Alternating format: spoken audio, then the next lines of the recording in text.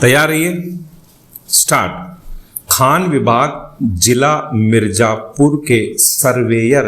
S.K. पाल के परिवाद पर विंध्याचल के संबंधित थाने में अपीलार्थी के विरुद्ध एक प्रथम सूचना रिपोर्ट FIR नंबर 0289/2018 दिनांक 15/11/2018 को दर्ज की गई थी।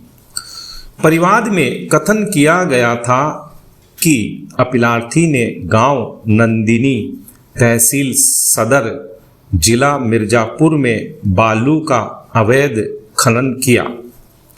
अपीलार्थी Messrs Kanwar enterprises private limited का निदेशक है, जिसे भूखंड संख्या 2/4 ब्रैकेट में 12.35 एकड़ और 2/5 ब्रैकेट में 12.35 एकड़ पर खनन के लिए खनन पट्टा प्रदान किया गया था, किंतु आरोपित किया गया कि उसने भूखंड संख्या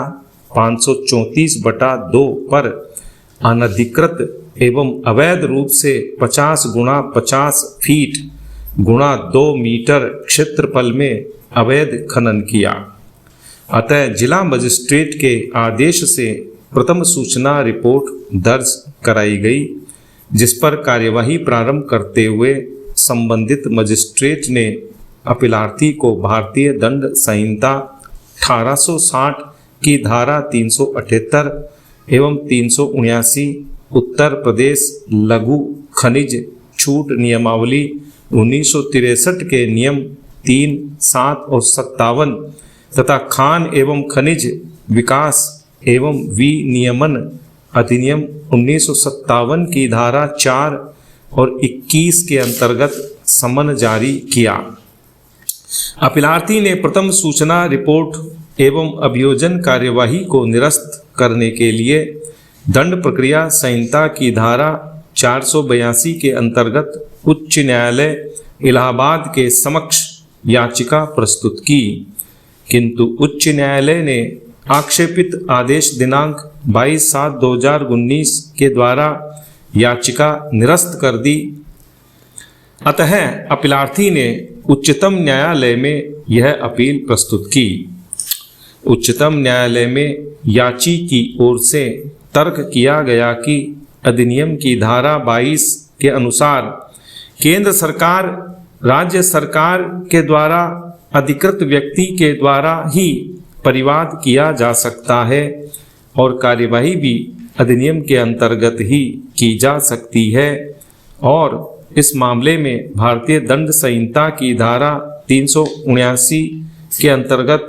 कोई मामला नहीं बनता है और न ही सामान्य न्यायालय को इस मामले में कोई क्षेत्राधिकार प्राप्त है। उच्चतम न्यायालय के समक्ष मुख्य विचारणीय प्रश्न था कि क्या अवैध बालू खनन भारतीय दंड संहिता की धारा 378 के अंतर्गत चोरी की विषय वस्तु हो सकता है और क्या धारा 379 के अंतर्गत अपीलार्थी को अभियोजित किया जा सकता है। दूसरा यह कि क्या अधिनियम की धारा 21 के अंतर्गत किसी उल्लंघन में धारा 4 के तहत ही दंड दिया जा सकता है। निर्णय 1, इस न्यायालय के समक्ष राज्य राष्ट्रीय राजधानी क्षेत्र दिल्ली बनाम संजय 2014 के मामले में समान प्रश्न विचार के लिए आया था। तब दिल्ली, गुजरात, केरल, कलकत्ता, मद्रास और झारखंड उच्च न्यायालयों के निर्णयों में इस प्रश्न पर मतभेद था कि अवैध खनन के मामलों में भारतीय दंड संहिता की धारा 379/114 के अंतर्गत अभियोजन कार्यवाही की जा सकती है अथवा नहीं। इस मामले में इस न्यायालय की खंडपीठ ने धारा 4 21 और 22 का निर्वचन करते हुए तब विधिक स्थिति निम्नवत अभिनिश्चित की है। धारा 22 का प्रावधान पूर्ण नहीं है और नदी क्षेत्र से बालू सहित खनिजों का अवैध और बेईमानी पूर्वक चोरी के लिए पुलिस के द्वारा कार्यवाही किए जाने को निरपेक्ष रूप से वर्जित करता है। वर्षों से भारत में नदियों से अनिबंधित रूप से बालू के खनन में वृद्धि हो रही है, जो नदियों के पारिस्थितिकीय